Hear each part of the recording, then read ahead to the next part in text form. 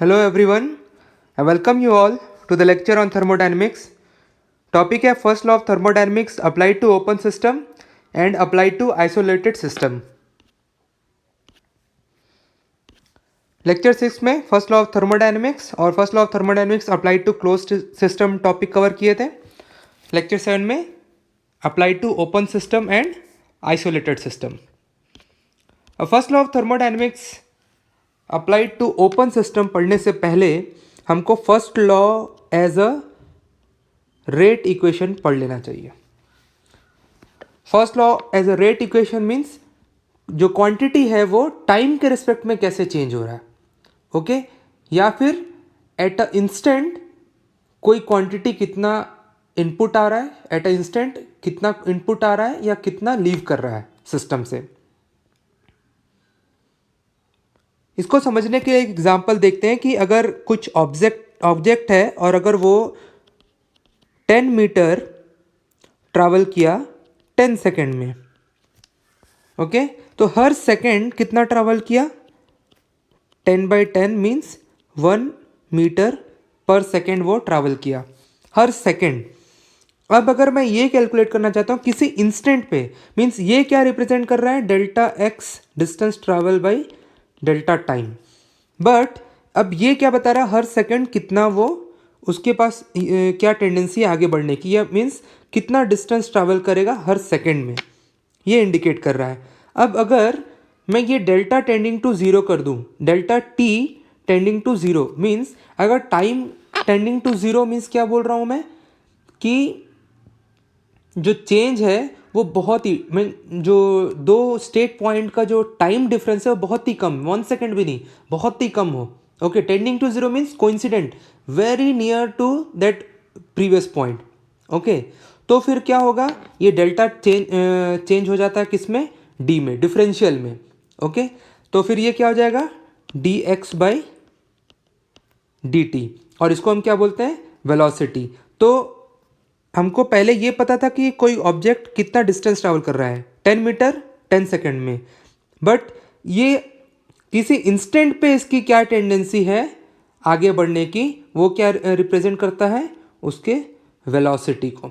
Okay velocity क्या represent कर रहा है, ये कितना डिस्टेंस ट्रैवल करेगा at some small change in time. अब इसको और आगे देखते हैं कि अगर हमारे पास कोई सिस्टम है और उसमें कुछ हीट सप्लाई हो रहा है, तो अगर Q amount of heat supply हुआ 10 जूल हीट सप्लाई हुआ 10 सेकेंड के लिए, तो हर सेकेंड कितना सप्लाई होगा, 10/10 इज 1 जूल पर second means 1 what. Okay 1 what supply हुआ. तो ये किस रेट से, बट अब अगर ये पता करना है कि किस रेट से सप्लाई हो रहा है तो हमको क्या करना पड़ेगा, दैट डेल्टा टी जो है will tend to zero means बहुत स्मॉल टाइम चेंज के लिए, तो ये क्या बता देगा, रेट बता देगा. तो हम इसको और आगे देखते हैं थोड़ा डिटेल में. पहले ये देखते हैं कि कोई सिस्टम है और उसमें डेल्टा टी ड्यूरेशन के लिए हीट सप्लाई किया गया, वर्क आउटपुट मिला, उसमें इतना इंटरनल एनर्जी चेंज आया, इतना काइनेटिक एनर्जी चेंज आया, इतना पोटेंशियल एनर्जी चेंज आया. ओके तो first law of thermodynamics for any process is this, ये इक्वेशन है हमारा. अब मैं अगर पर यूनिट टाइम निकालना चाहता हूँ, यही क्वांटिटीज मीन्स डेल्टा यू क्या है, कोई सिस्टम है स्टेट पॉइंट 1 से स्टेट पॉइंट 2 पे गया,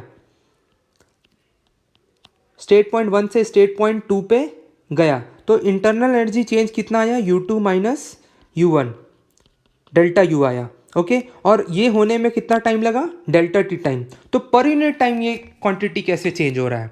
ओके तो वो क्या होगा, डेल्टा यू बाई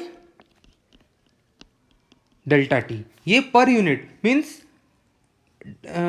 ये हो रहा है कि पर सेकेंड, आप ये समझ लीजिए कि अगर 10 सेकेंड के लिए ये डेल्टा यू हो रहा होगा, चेंज इन इंटरनल एनर्जी हो रहा होगा स्टेट पॉइंट 1 से स्टेट पॉइंट 2 में, तो हर सेकेंड में ये एनर्जी कितना चेंज हो रहा होगा, delta U by delta T. अब ये delta U by delta T क्या है, बस इनिशियल और फाइनल 2 पॉइंट को ये कंसिडर कर रहा है. बट अगर मैं किसी इंस्टेंट पे बीच में ये पता करना चाहता हूँ कि ये क्वांटिटी कैसे चेंज हो रहा है, किस रेट से चेंज हो रहा है, टाइम के रेस्पेक्ट में किस रेट से उस समय पे वो चेंज हो रहा है, अगर ये मैं कैलकुलेट करना चाहता हूँ तो मीन्स क्या करूँगा मैं, delta T tending to zero means बहुत स्मॉल एक पॉइंट पे कैलकुलेट करना चाह रहा हूँ, तो यहाँ एक पॉइंट पे चेंज इन टाइम कितना आएगा, बहुत ही कम आएगा, टेंडिंग टू जीरो, तो यही हो जाएगा D U by D T. तो ये हम आगे देखते हैं, पहले हम पर यूनिट टाइम निकाल लेते हैं। मतलब ये जो इक्वेशन है हमारे पास, ये क्या है, from first law of thermodynamics, किसी प्रोसेस के लिए ये एनर्जी बैलेंस इक्वेशन है। अब अगर मैं per unit time means per unit time calculate करना चाहता हूँ या हर सेकेंड ये क्वांटिटी कैसे चेंज हो रहा है, तो मैं क्या करूँगा, पूरे इक्वेशन को डेल्टा टी से डिवाइड कर दूंगा। ओके, नेक्स्ट,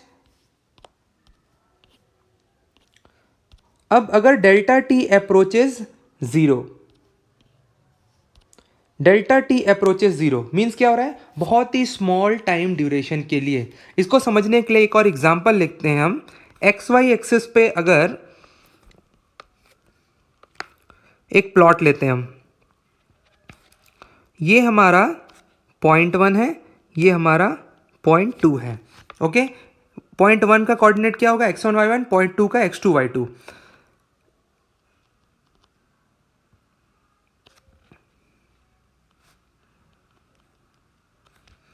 तो अगर मैं delta Y by delta X calculate करना चाहता हूं, तो डेल्टा वाई क्या होगा, ये, और डेल्टा एक्स ये होगा। डेल्टा वाई मीन्स डेल्टा क्या रिप्रेजेंट करता है, डेल्टा रिप्रेजेंट करता है चेंज को, डेल्टा रिप्रेजेंट करता है चेंज बिटवीन टू पॉइंट्स। अगर ये चेंज बहुत ज़्यादा है तो हम डेल्टा से रिप्रेजेंट करते हैं, और बहुत कम है तो वो डिफरेंशियल से रिप्रेजेंट करते हैं। ओके, तो अगर ये चेंज बहुत, देखिए इनिशियल पॉइंट वन है, फाइनल पॉइंट टू है, तो ये चेंज बहुत ज़्यादा है तो हम डेल्टा से रिप्रेजेंट कर रहे हैं। ओके, तो डेल्टा मीन्स कितना चेंज आया फाइनल पॉइंट पे with respect to initial point.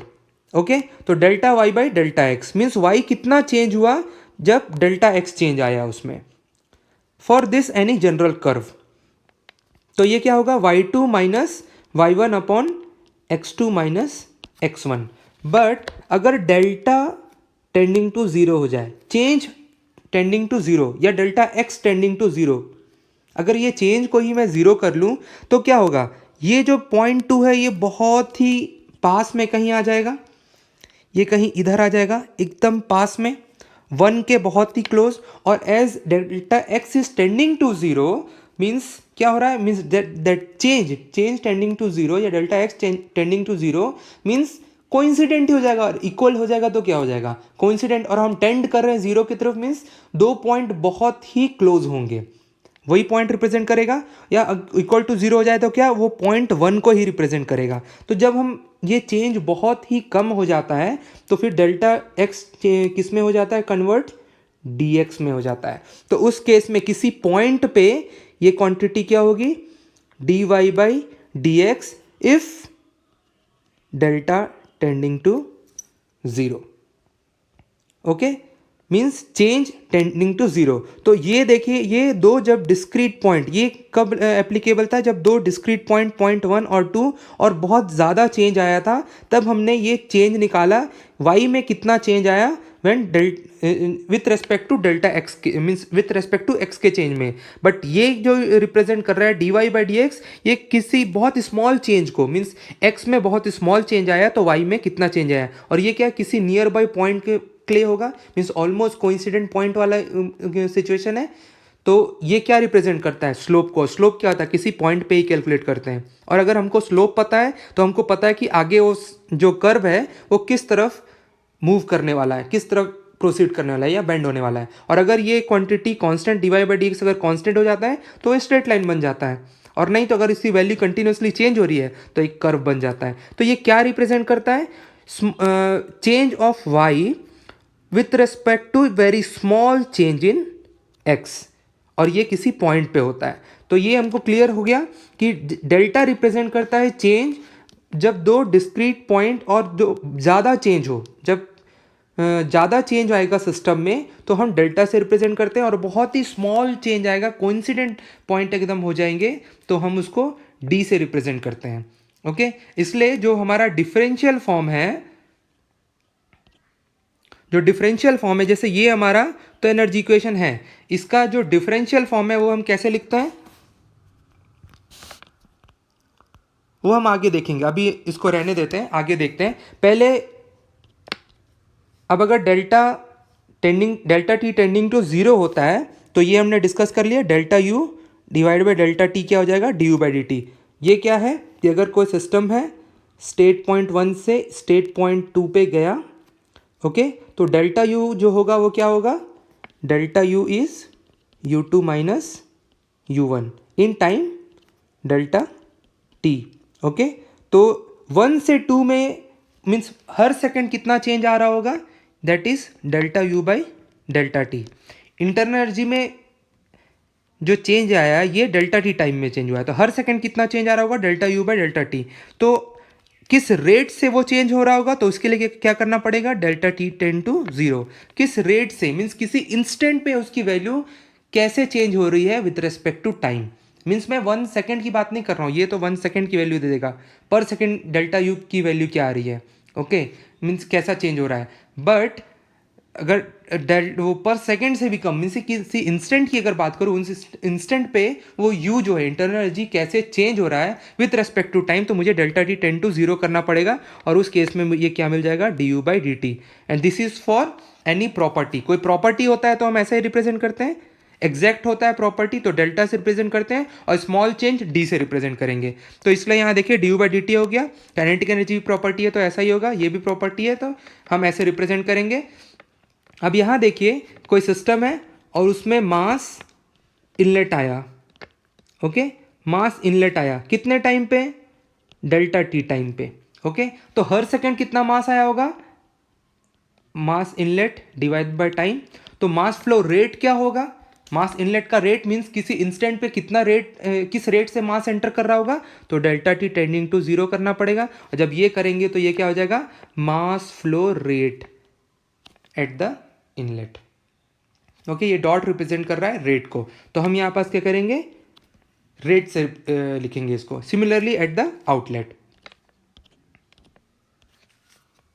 अब वैसे ही हीट जो है वो हमारा इनएग्जैक्ट डिफरेंशियल है, पाथ फंक्शन है, प्रॉपर्टी तो है नहीं, तो उसका चेंज नहीं लिखेंगे। तो अगर Q amount of heat supply हुआ डेल्टा टी टाइम में, तो किस रेट से सप्लाई हुआ, delta T tending to zero हम करेंगे, और क्यू डॉट ये रिप्रेजेंट कर रहा है किस रेट से हीट सप्लाई हो रहा है। सिमिलरली किस रेट से वर्क आउटपुट मिल रहा है, और rate of doing work is power, तो इसको हम बोलते हैं power, W dot is power. तो ये हमारा कंट्रोल वॉल्यूम है, इसमें आप देखिए ये rate of energy entering the system, rate at which energy leaving the system, और अगर इनमें चेंज आता है तो वो चेंज अंदर कंट्रोल वॉल्यूम में स्टोर होता जाएगा। तो अगर मान लीजिए कि 10 kg पर सेकेंड मास एंटर कर रहा है और 9 kg पर सेकेंड मास लीव कर रहा है, तो 1 kg पर सेकेंड हर सेकेंड 1 kg स्टोर हो रहा है। तो अगर मास स्टोर हो रहा है तो उसकी एनर्जी भी चेंज हो रही होगी, इसलिए ये क्या है, U प्लस के प्लस पी क्या है, ई ही है टोटल एनर्जी, तो it is nothing but D by D T. तो डी जो ई है वो भी चेंज हो रहा होगा क्योंकि ई डिपेंड कर रहा है मास पे। अब मास अगर इंक्रीज हो रहा है, स्टोर होता जा रहा है कंटिन्यूसली, तो एनर्जी भी इंक्रीज होता रहेगा, तो हर समय उसकी एनर्जी चेंज होती रहेगी, ओके। बट अगर एनर्जी मीन्स मास अगर एक्यूमुलेट नहीं हो रहा है तो एनर्जी कांस्टेंट रहेगी, वो हम आगे देखते हैं। बट अभी ये जनरल इक्वेशन है, तो जनरल इक्वेशन के लिए हम अब आगे प्रोसीड करते हैं कि जब delta T tending to zero किया तो हमारे पास ये इक्वेशन आया, ओके, ये इक्वेशन आया। इसको रीअरेंज करके हम ऐसा लिख सकते हैं। अब यहाँ देखिए यू प्लस के प्लस पी क्या है, ई है टोटल एनर्जी, तो it is nothing but D E by D T, okay. तो ये क्या है, ये जो टर्म है ये सिस्टम में अंदर स्टोर हो रहा है, कंट्रोल वॉल्यूम के अंदर स्टोर हो रहा है। ये क्वांटिटी क्या रिप्रेजेंट कर रहा है, rate at which and energy is entering, means Q dot क्या है, किस रेट से हीट इनपुट आ रहा है। एम डॉट आई एंड ई आई क्या रिप्रेजेंट कर रहा है, किस रेट से मास एंटर कर रहा है, और अगर मास एंटर कर रहा है तो उसके साथ एनर्जी भी एंटर कर रहा होगा, तो ये एनर्जी एंटर कर रहा है। सिमिलरली ये फॉर लिविंग द सिस्टम। तो ये रिप्रेजेंट कर रहा है rate of change of stored energy with in the system और एनर्जी एक्यूमुलेशन, ये एनर्जी एक्यूमुलेशन होगा। ओके, अगर इनलेट और आउटलेट के मास फ्लो रेट में डिफरेंस आएगा तो जो डिफरेंस है वो क्या हो रहा है, अंदर में एक्यूमुलेट ही तो होता जा रहा है, तो इट इज़ एनर्जी एक्यूमुलेशन। और अगर उल्टा है, मीन्स ज़्यादा लीव कर रहा है और कम एंटर कर रहा है सिस्टम में, तो मीन्स सिस्टम के अंदर जो पहले से मास था वही डिक्रीज होता जाएगा, तो अभी एक्यूमुलेट नहीं होगा, डिक्रीज होता जाएगा उसका एनर्जी। ओके, तो ये दोनों चीज़ हो सकता है, इंक्रीज भी और डिक्रीज भी। And this is equals to rate of energy entering the system minus rate of energy leaving the system. अब हम first law as a rate equation पढ़ लिए, अब इसको यूज करेंगे हम first law of thermodynamics for open system के लिए। तो first law analysis of open system या कंट्रोल वॉल्यूम। अब यहां देखिए ओपन सिस्टम में क्या होता है, mass as well as heat and work can cross the control surface या कंट्रोल वॉल्यूम, मीन्स एनर्जी भी एंटर और लीव कर सकता है, मास भी एंटर और लीव कर सकता है। Mass in the control volume as well as the properties of this mass can change with time. Mass change हो सकता है, ये हमारा कंट्रोल, जो डॉटेड लाइन ये दिख रहा है ये हमारा कंट्रोल वॉल्यूम है, तो जो मास एंटर कर रहा है वो भी डिफरेंट हो सकता है कंपेयर टू जो मास लीव कर रहा है। ओके, और वही एग्जांपल, अगर मैं 10 kg पर सेकेंड एंटर कर रहा है और 9 kg पर सेकेंड लीव कर रहा है, तो जो मास जो डिफरेंस है वो अंदर में ही स्टोर होता जाएगा। मीन्स क्या है, ये अंदर में यहाँ स्टोर होता जाएगा।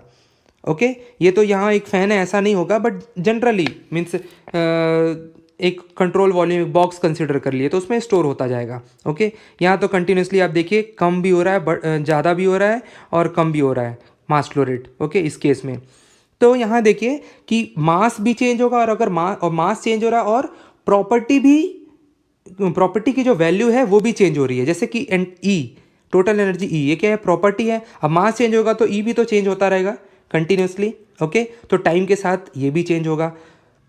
तो यहाँ देखिए दोनों चीज़ें चेंज हो रही है, एनर्जी भी और मास भी, तो इसलिए हमको यहाँ मास बैलेंस भी करना होगा और एनर्जी ट्रांसफ़र बैलेंस भी करना होगा। क्लोज सिस्टम में हमने बस एनर्जी ट्रांसफ़र बैलेंस किया था, यहाँ पास मास बैलेंस भी करना होगा। ओके, दो बैलेंस करेंगे using first law of thermodynamics as rate equation, क्योंकि टाइम के हिसाब से मास और एनर्जी चेंज हो रहा है ना, तो इसलिए हमको रेट इक्वेशन यहाँ यूज़ करना चाहिए। ओके, फिर property can change with respect to time, so we can divide our analysis into two types. अब वो कौन से दो टाइप हैं, स्टेडी फ्लो प्रोसेस और variable flow process. Steady flow process में क्या होता है, in this any thermodynamic property of system will have a fixed value at a particular location and will not change with respect to time. Means किसी भी एक location की बात कर रहा हूं मैं। ओके, स्पेस के हिसाब से नहीं, किसी एक लोकेशन पे फिक्स करिए। अब उस लोकेशन पे कंटिन्यूसली आप मीन्स हर टाइम के हिसाब से वो वैल्यू चेंज नहीं होना चाहिए। ओके, तो उसको हम बोलते हैं स्टेडी फ्लो प्रोसेस। जैसे ये एग्जांपल आप कंसिडर करिए।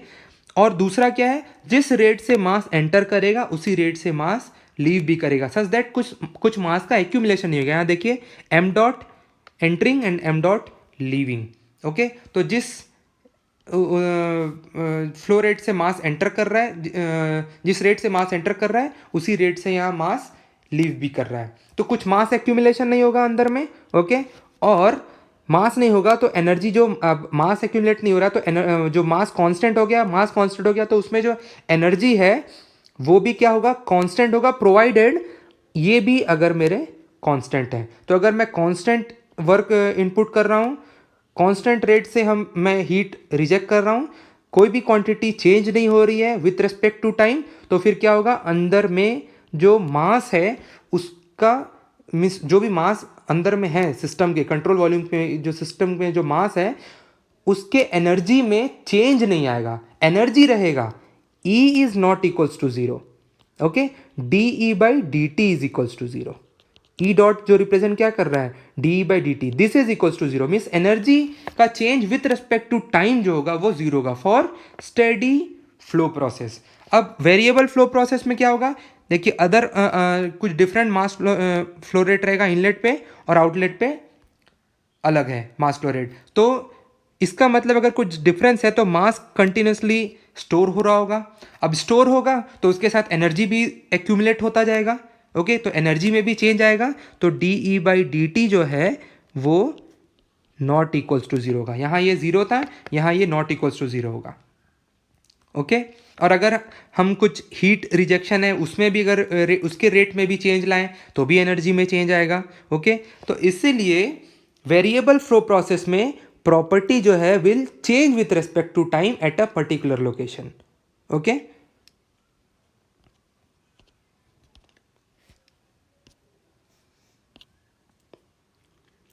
तो हम पहले स्टेडी फ्लो प्रोसेस पढ़ेंगे। ओके, वेरिएबल फ्लो प्रोसेस के लिए मैं एक सेपरेट लेक्चर लूंगा। तो पहले हम देखते हैं स्टेडी फ्लो प्रोसेस। तो हमको यहाँ पास क्या मास बैलेंस, हमेशा फ्लो प्रोसेस में क्या मास बैलेंस करना है और एनर्जी बैलेंस करना है। तो पहले हम मास बैलेंस करेंगे। तो स्टेडी फ्लो में क्या होगा, जिस रेट से मास एंटर करेगा उसी रेट से मास लीव भी करेगा। ओके, अब मास क्या होता है, density into area into velocity. ये मास फ्लो रेट होगा, मास नहीं, मास होगा डेंसिटी इंटू वॉल्यूम। और अगर डेंसिटी इंटू वॉल्यूम रेट किया तो मास फ्लो रेट हो जाएगा। तो वॉल्यूम रेट के लिए क्या, एरिया इंटू वेलोसिटी, तो ये क्या है एरिया इंटू वेलोसिटी। और ये क्या है specific volume, specific volume is one by density. तो ये डेंसिटी 1/डेंसिटी को रिप्रेजेंट कर रहा है। तो ρ1 A1 velocity 1 is equals to ρ2 A2 velocity 2। इसको हम क्या बोलते हैं, कंटिन्यूटी इक्वेशन। ये कब वैलिड रहेगा, जब हमारा जिस उससे रेट से मास एंटर कर रहा है उसी रेट से मास लीव कर रहा है। सेकंड है एनर्जी बैलेंस। अब ये हमारा जनरल इक्वेशन है इन रेट फॉर्म। ओके, ये हमने डिराइव किया था अभी। वैसे इसको याद रखना भी इजी है। हम ये जनरल इक्वेशन जो हमारा था उसमें आप देखिए क्या चेंज आया, ये डॉट का चेंज आया है क्योंकि रेट हो गया है, तो ये सब डॉट का चेंज आया है। और इधर क्या था, डेल्टा ई था, वो अब डी बाई डी टी हो गया है, क्योंकि वो ई जो है वो कंटिन्यूसली चेंज होगा विथ रिस्पेक्ट टू टाइम अगर वेरिएबल है। बट अगर आप यहाँ देखिए स्टेडी फ्लो में क्या होगा, ये जो एनर्जी चेंज नहीं आएगा, एनर्जी में चेंज नहीं आएगा। ई डॉट कंट्रोल वॉल्यूम का क्या होगा, जीरो। और ये क्यों हो रहा है हम ऑलरेडी डिस्कस कर चुके हैं, क्योंकि अगर किस मास जिस रेट से एंटर कर रहा है उसी रेट से अगर मास लीव कर रहा है तो अंदर में कोई भी मास का एक्यूमुलेशन नहीं होगा, मास कांस्टेंट होगा, मास जीरो नहीं होगा या एनर्जी जीरो नहीं होगा, ई जीरो नहीं होगा, ई का change with respect to time zero होगा। ओके, और उसका एक रीज़न ये भी है कि क्यू और डब्ल्यू एस भी हम कांस्टेंट रख रहे हैं with respect to time. Okay, तो ये क्वांटिटी हमारा जीरो हो जाएगा। तो फाइनल जो स्टेडी फ्लो एनर्जी इक्वेशन मिलेगा हमको, ये मिलेगा SFE। ओके, अब इसमें हम एक एक क्वांटिटी देखते हैं।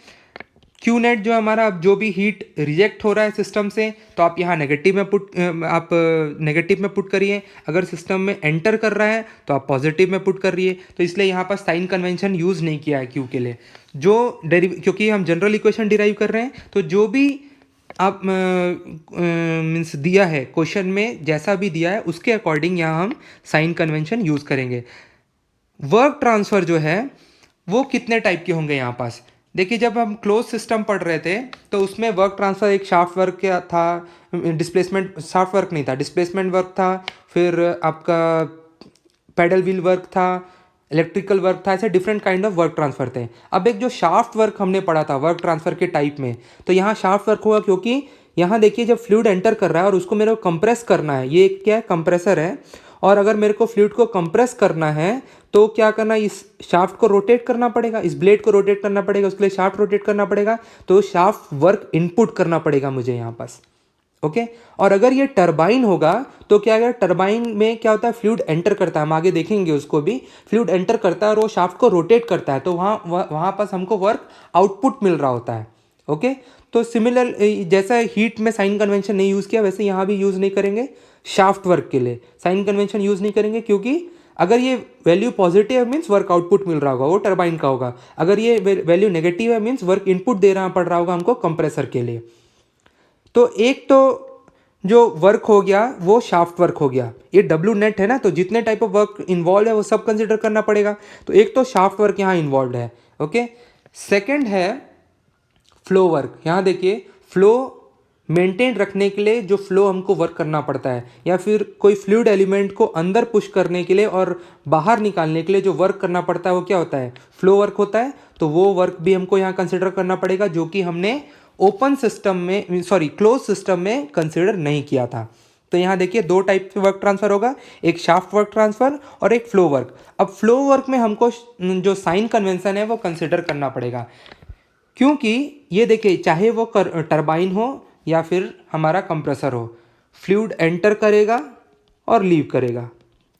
ओके, एंटर करेगा और लीव करेगा। एंटर करेगा तो इस फ्लूइड एलिमेंट को आगे पुश करना पड़ेगा, और वो कौन करेगा, जो डाउनस्ट्रीम में जो फ्लूइड है वो उसको पुश करेगा अंदर। तो it is work done on the system है, ऑन द सिस्टम नेगेटिव होता है तो हम नेगेटिव कंसिडर करें, क्योंकि जो फ्लो वर्क है ये सेम है हमारा, जो टरबाइन हो या कंप्रेसर हो कुछ भी हो, उस केस में ये जो कन्वेंशन है ये तो सेम रहेगा, इसलिए हम यहाँ पर साइन कन्वेंशन कंसिडर कर सकते हैं। ओके, सिमिलरली आप देखिए ये जो फ्लूइड एलिमेंट इसको लीव करना है, तो क्या है, जो अपस्ट्रीम में जो फ्लूइड है उसको पुश करना पड़ेगा, तो ये एलिमेंट इसको पुश करेगा, means work done by the system है, तो ये पॉजिटिव होगा। तो अब नेट वर्क ट्रांसफर जो होगा वो क्या होगा हमारा, इनका समेशन, सॉफ्ट वर्क प्लस ये चीज़। अब यहाँ देखिए सॉफ्ट वर्क जो है यहाँ पास, ये अगर पॉजिटिव आप सॉल्व कर रहे हैं, पॉजिटिव आता है work done by the system, negative आता है work done on the system में, या फिर प्रॉब्लम में गिवन है कि it is work done on the system है, तो आप यहाँ नेगेटिव में कंसिडर करिए, work done by the system है आप यहाँ पॉजिटिव में कंसिडर करिए।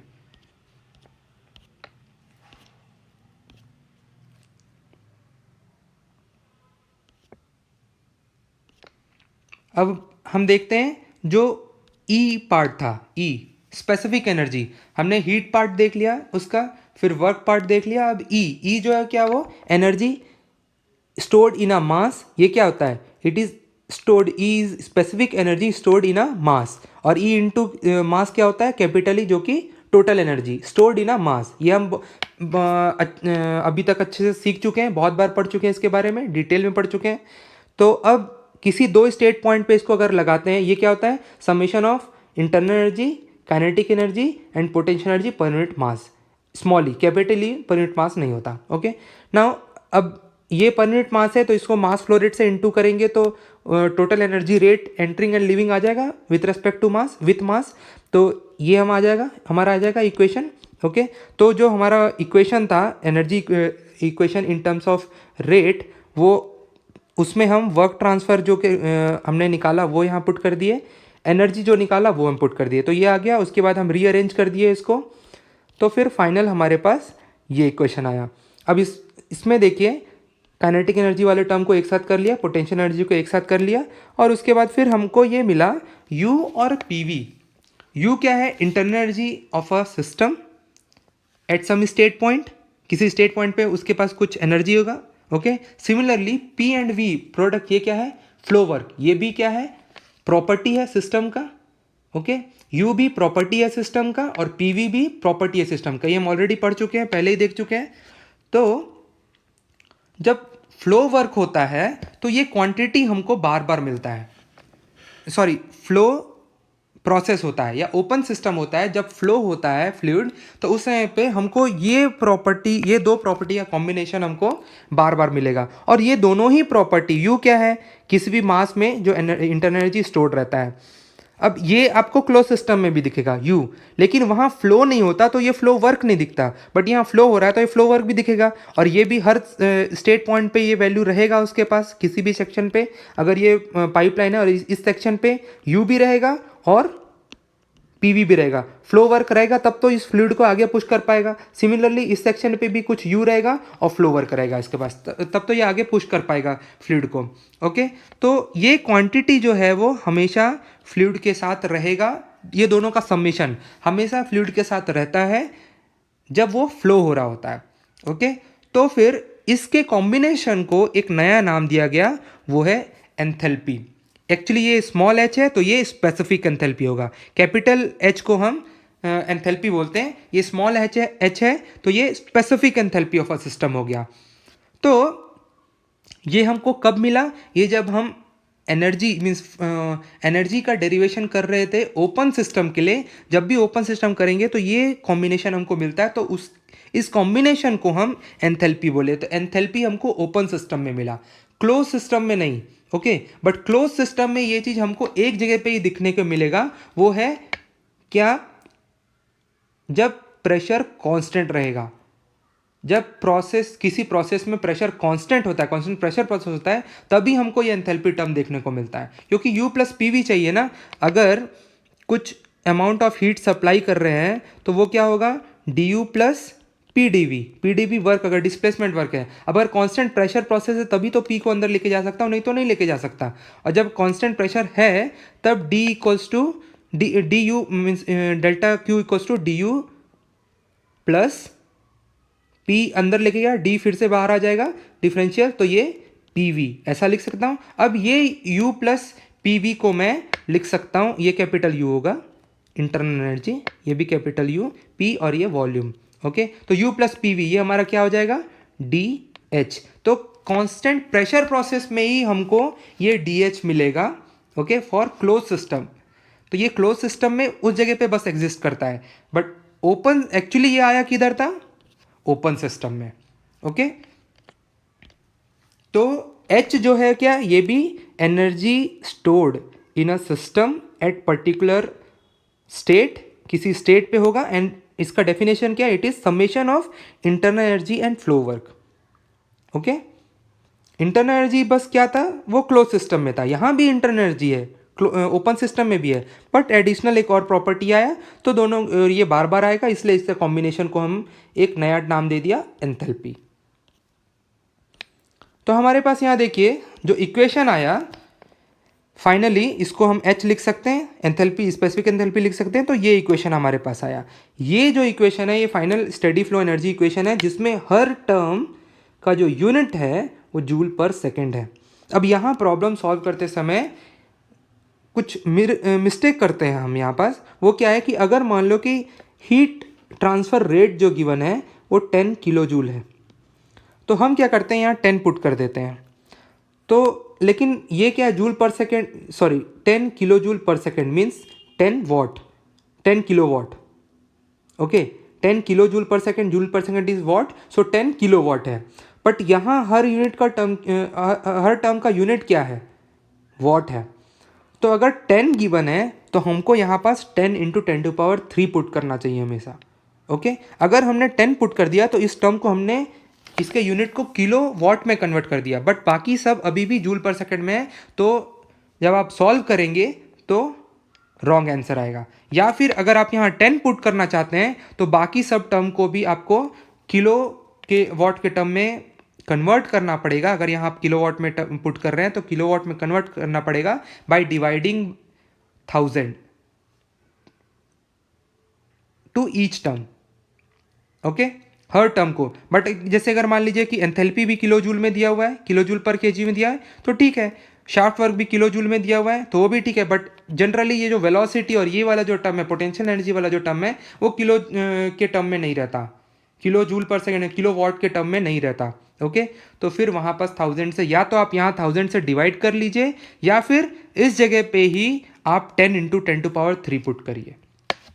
ये मिस्टेक होता है जनरली। यूनिट का ध्यान रखना स्टेडी फ्लो एनर्जी इक्वेशन में बहुत ज़रूरी है, अदरवाइज जो प्रॉब्लम है वो बहुत ईजी होता है। आप जस्ट वैल्यू पुट करिए और आंसर आएगा, बट वैल्यू पुट करते समय ही मिस्टेक हो जाता है। सिमिलरली इस इक्वेशन को अगर हम m डॉट से डिवाइड कर देते हैं, जो मास फ्लो रेट है उससे डिवाइड कर देते हैं, तो हमको ये इक्वेशन मिलता है। इसमें हर टर्म का जो यूनिट है वो क्या है, जूल पर केजी होना चाहिए। तो यहाँ भी अगर देखिए एंथैल्पी अगर किलो जूल पर केजी में गिवन है तो हमको अगर 5 किलो जूल पर केजी है तो हमको यहाँ क्या पुट करना चाहिए, 5 इंटू 10⁻³ पुट करना चाहिए। अगर 5 पुट किया तो फिर बाकी सबको भी अकॉर्डिंगली किलो जूल पर केजी में कन्वर्ट करना होगा, बाकी सारे टर्म्स को भी। तो यूनिट का ध्यान देना बहुत ज़रूरी है यहाँ पास। अब नेक्स्ट देखते हैं steady flow energy equation in differential form. तो यहाँ देखिए ये पूरा टोटल एनर्जी स्टेट 1 से स्टेट 2 में जब गया तो कितना हीट सप्लाई हुआ, कितना वर्क ट्रांसफ़र हुआ पर केजी, सब पर केजी के टर्म में कितना हुआ, ये स्पेसिफिक एंथैल्पी और ये चीज़ें हैं। बट अगर बहुत स्मॉल क्वांटिटी की बात करूँ, जैसे कि आप यहाँ देखिए, अगर कोई प्रोसेस है स्टेट 1 से स्टेट 2 में गया, स्टेट 1 से स्टेट 2 में गया, तो मुझे 1 और 2 पता है और इस दौरान कितना हीट ट्रांसफ़र हुआ वो मुझे पता है, या इस हीट ट्रांसफ़र रेट कितना हुआ वो पता है, या क्यों पता है मुझे। बट अगर मैं बहुत ही स्मॉल चेंज, अब ये देखिए मीन्स स्टेट 1 से 2 अच्छा खासा चेंज है, तो मैं डेल्टा डेल्टा से रिप्रेजेंट करता हूँ। ये क्या है, डेल्टा एच है, ओके, डेल्टा एच।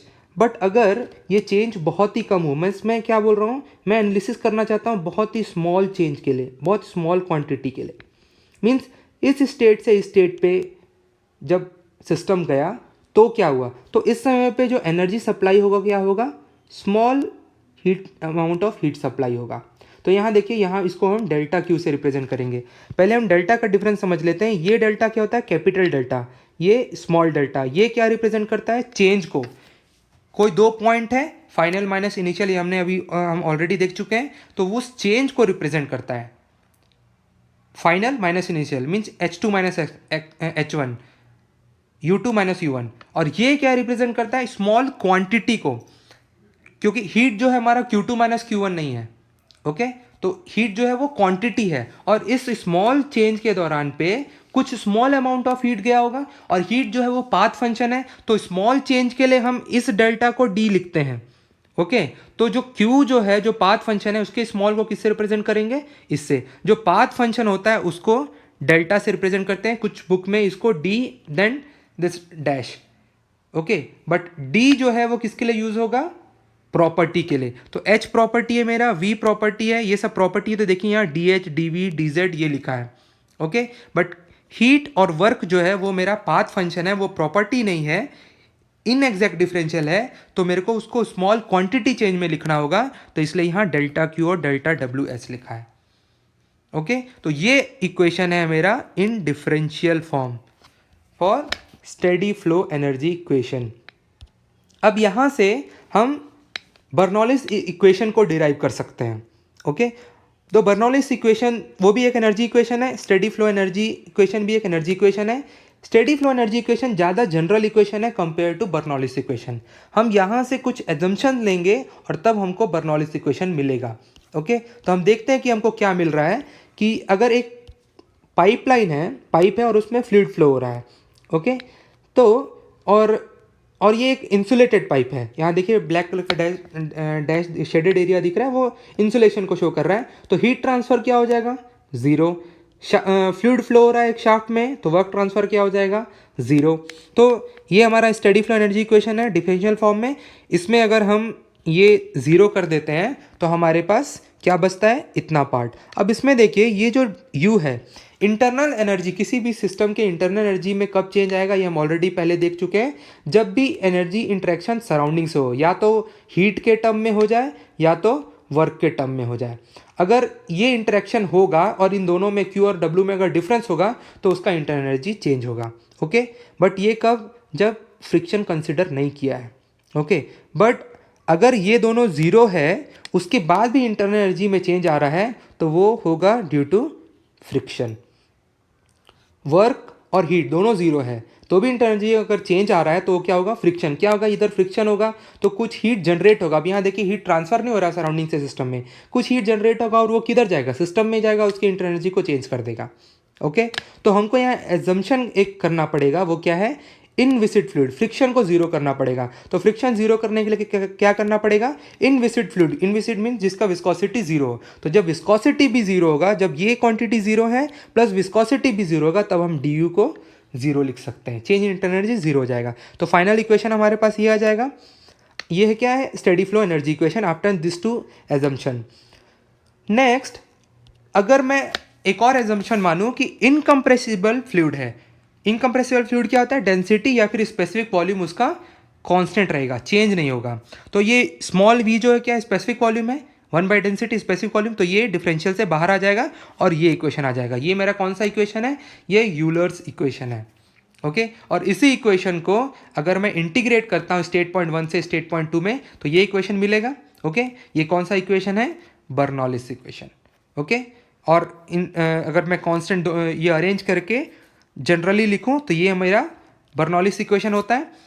ओके तो ये Bernoulli's equation steady flow energy equation से कैसे मिला? जब मैं एजम्पशन माना इनविसिड फ्लूइड हो और इनकम्प्रेसिबल फ्लूइड हो और कोई भी एनर्जी इंटरेक्शन नहीं होना चाहिए सराउंडिंग से सिस्टम में या सिस्टम से सराउंडिंग में। ओके ये एजम्पशंस मानने के बाद तो यही है हमारा बर्नौलिस इक्वेशन। किस पे वैलिड बर्नौलिस इक्वेशन का वैलिड होता है? For inviscid fluid and for incompressible fluid and no energy interaction.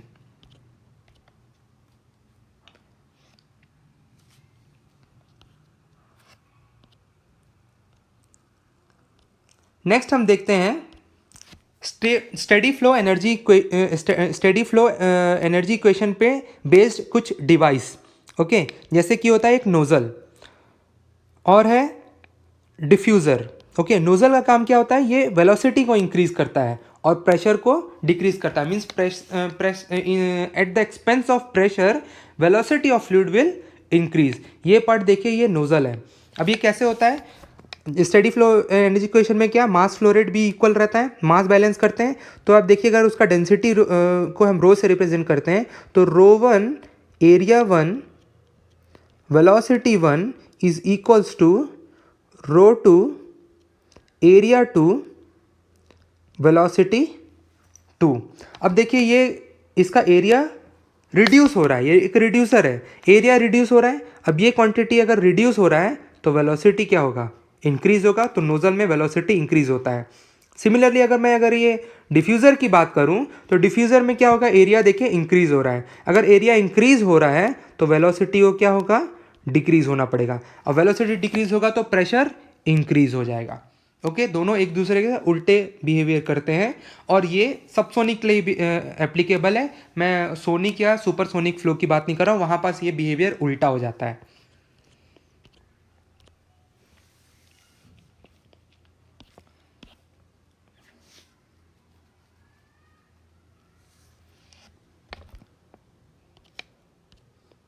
अब यहाँ पास फ्लूइड जो है वो बहुत फास्ट फ्लो होता है तो हीट ट्रांसफ़र के लिए ज़्यादा टाइम नहीं मिलता। तो हम generally heat transfer zero consider करते हैं नोज़ल या डिफ्यूज़र में। बट अगर प्रॉब्लम में गिवन है तो आप कंसिडर करेंगे और यूनिट का ध्यान रखेंगे। ओके यहाँ जस्ट डेरिवेशन के लिए एक एजम्पशन लिया जा रहा है। अगर प्रॉब्लम में गिवन है, जनरली क्वेश्चन में गिवन रहता है तो आप ये कंसिडर करिए। नहीं तो यहाँ जस्ट एक एजम्पशन है कि फ्लूइड बहुत फास्ट फ्लो होता है तो हीट फ्लूइड के पास उतना टाइम नहीं होता हीट रिजेक्ट करने के लिए सराउंडिंग को, तो Q=0 कंसिडर करते हैं।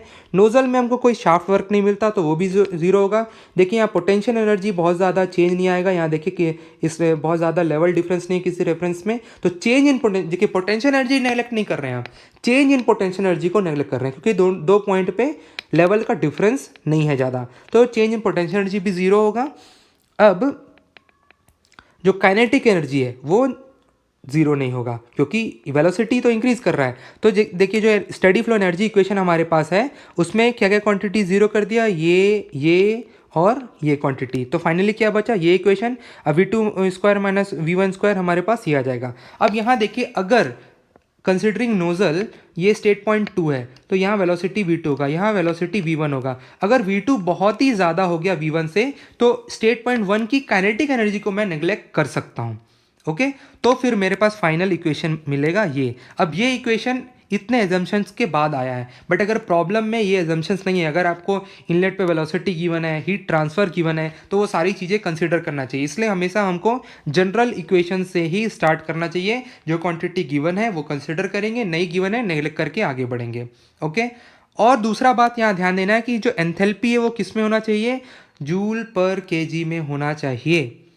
ओके जूल पर केजी में हमको यहाँ पुट करना है। अगर एंथैल्पी किलो जूल में गिवन है तो आप यहाँ 10⁻³ पुट करें, नहीं करेंगे तो आंसर गलत आएगा।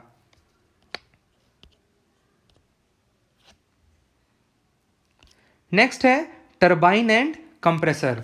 टरबाइन क्या होता है? It is a device which help in driving a electric generator. Okay एक इलेक्ट्रिक जनरेटर होगा। जनरेटर काम क्या होता है? उसमें कॉइल होते हैं और मैग्नेटिक फील्ड रहता है तो फिर जब फ्लक्स कटिंग होता है तो करंट फ्लो होता है और वो इलेक्ट्रिसिटी जनरेट हो गया। तो वो कब फ्लक्स कट होगा, जब उसको रोटेट करेंगे।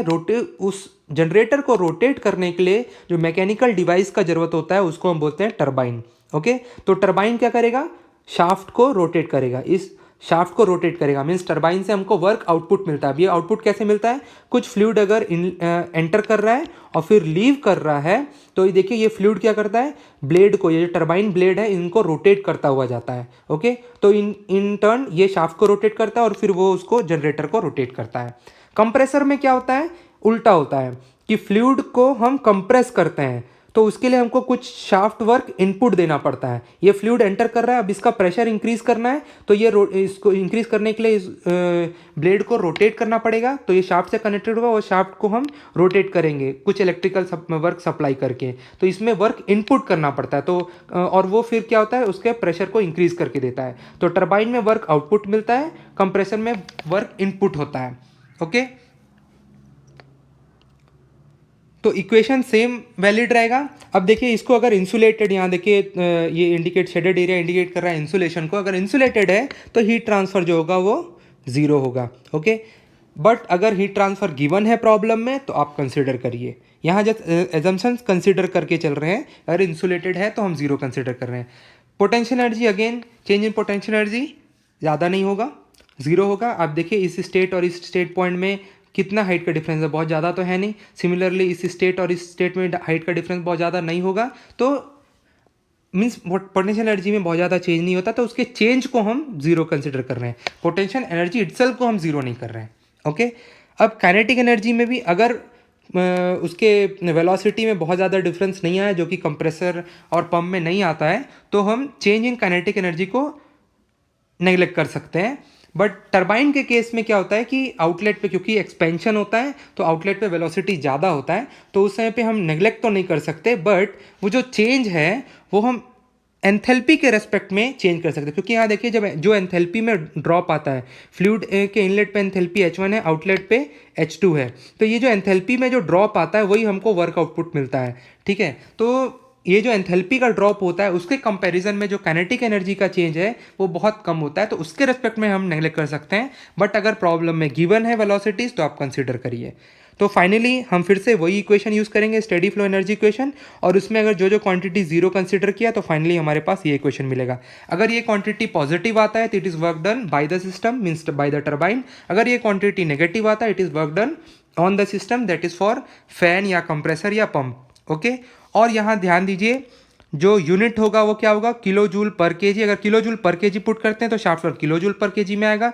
अगर आप जूल पर केजी में पुट करते हैं तो शाफ्ट वर्क जूल पर केजी में आएगा। अब इसमें यहाँ आप मास फ्लो रेट अगर गिवन है, प्रॉब्लम में मास फ्लो रेट गिवन है, ठीक है, तो अगर आप मास फ्लो रेट से मल्टीप्लाई कर देंगे तो इसका यूनिट जूल पर सेकेंड वॉट में कन्वर्ट हो जाएगा। ओके, तो वॉट में अगर या फिर पावर आउटपुट अगर आपको चाहिए तो जो मास फ्लो रेट प्रॉब्लम में गिवन है उससे आप इसको मल्टीप्लाई कर दीजिए तो आपको वॉट में मिल जाएगा आंसर।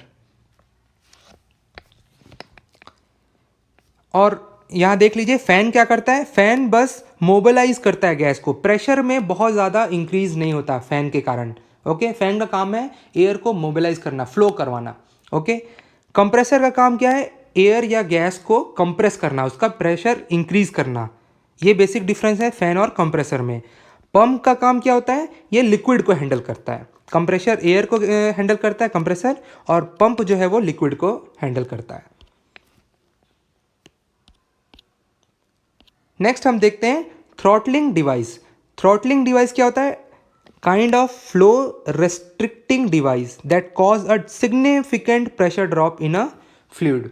ओके, जैसे कि एग्जांपल ले लेते हैं, जैसे यहाँ आप देख लीजिए एडजस्टेबल वॉल्व है, पोरस प्लग है, कैपिलरी ट्यूब है, ये इसके एग्जांपल हैं। तो आप देखिए टैप कंसिडर करिए घर पे, तो अगर वो पूरा ओपन है, टैप पूरा ओपन है, तो जो फ्लूइड फ्लो होगा वो प्रेशर आप फील कर सकते हैं। मीन्स जो वो फ्लूइड क्या है, टैंक से ऊपर, टैंक से आ रहा है, तो जो पोटेंशियल डिफरेंस है, हाइट जो डिफरेंस है, उसके कारण जो प्रेशर आप फील करेंगे अपने हाथ में। ओके, जब टैप वाइड ओपन है। ओके। बट अगर टैप को क्लोज कर दिया जाए और फिर बहुत स्मॉल अमाउंट से उसको ओपन रखा जाए तो फ्लूइड क्या होगा, यहाँ पास तो रुका हुआ है और बहुत स्मॉल अमाउंट से फ्लूइड यहाँ पास निकलेगा। तो क्या वो जो ड्रॉपलेट्स में जो फ्लूइड निकलेगा उसका प्रेशर आप उसका क्या कितना प्रेशर आप फील कर सकते हैं? नहीं, ऑलमोस्ट पूरा प्रेशर चला जाता है, एटमॉस्फेरिक प्रेशर पे आ जाता है। ओके, तो आप ये देखिए कि ये जो मीन्स जो आप प्रेशर अभी फील नहीं कर पा रहे हैं वो क्यों? ये जो थ्रॉटलिंग डिवाइस है, ओके, ये प्रेशर को सिग्निफिकेंटली ड्रॉप कर देता है। अब जो इसी चीज़ को अगर मैं जब फ्लूइड को मैं कैपिलरी ट्यूब में मीन्स बहुत थिन ट्यूब में अगर फ्लो करवाएं, जैसे ये भी कैपिलरी ट्यूब है, ये रेफ्रिजरेटर में यूज़ करते हैं, तो ये क्या होता है जब फ्लो करते हैं, अब देखिए डाया कम है और फिर फ्रिक्शन बहुत ज़्यादा होगा, फ्रिक्शन का होगा तो प्रेशर बहुत ज़्यादा ड्रॉप होगा, ये हम फ्लूइड मैकेनिक्स में पढ़ेंगे। ओके, तो फ्रिक्शन बहुत ज़्यादा होगा तो प्रेशर में बहुत ज़्यादा ड्रॉप होगा तो टेम्परेचर में बहुत ज़्यादा ड्रॉप होता है। ओके, तो इसीलिए हम ये ट्यूब यूज़ करते हैं, कैपिलरी ट्यूब यूज़ करते हैं रेफ्रिजरेटर के पीछे में for cooling effect.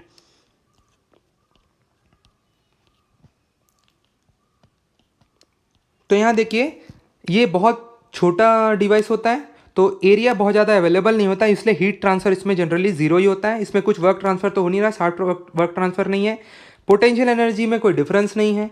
Okay, kinetic energy में भी बहुत ज़्यादा डिफरेंस नहीं होगा। क्यों? क्योंकि आप देखिए अगर टैप को ही कंसिडर करिए, एट दिस लोकेशन वेलोसिटी, जब टैप क्लोज है तब की बात कर रहा हूँ, तो वेलोसिटी क्या मीन फ्लूइड रुका ही हुआ है, वेलोसिटी बहुत ज़्यादा रहेगा नहीं। एग्जिट पे जब फ्लूइड निकल भी रहा होगा तो कंपेयर टू दिस वेलोसिटी तो रहेगा बट वो इतना भी ज़्यादा नहीं होता कि उसकी काइनेटिक एनर्जी सिग्निफिकेंटली इंक्रीज हो जाए। तो जो चेंज इन काइनेटिक एनर्जी होगा वो भी ज़ीरो हो जाएगा। तो जब स्टेडी फ्लो एनर्जी इक्वेशन में सारे क्वांटिटीज़ को हम पुट करेंगे तो फाइनल इक्वेशन क्या मिलेगा, ये एंथैल्पी इक्वल रहेगा, मीन्स एंथैल्पी कांस्टेंट रहेगा, इसलिए इसको आइसेंथैल्पिक डिवाइस भी बोलते हैं। ओके, अब एंथैल्पी क्या होता है, U प्लस PV। ओके, अब ये स्पेसिफिक एंथैल्पी है, स्पेसिफिक एंथैल्पी कांस्टेंट रहेगा। तो आप देखिए कि स्पेसिफिक एंथैल्पी क्या होता है, specific energy plus pressure into specific volume. अब ये जो क्वांटिटी है ये डिसाइड करता है कि उस आउटलेट पे जो टेम्परेचर है वो इंक्रीज होगा या डिक्रीज होगा। तो उसके लिए एक एग्जांपल लेते हैं।